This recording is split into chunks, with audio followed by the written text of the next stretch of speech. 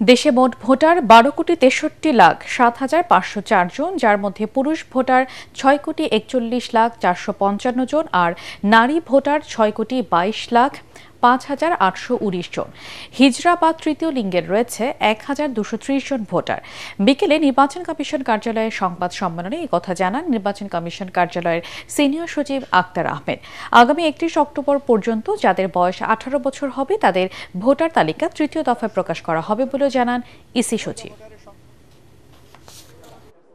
পুরুষ ভোটারের সংখ্যা হচ্ছে 6,41,455। মহিলা ভোটারের সংখ্যা হচ্ছে 6,22,05,819। আর হিজড়া বা তৃতীয় লিঙ্গের 1,230। এই মিলিয়ে হচ্ছে 12,63,07,504।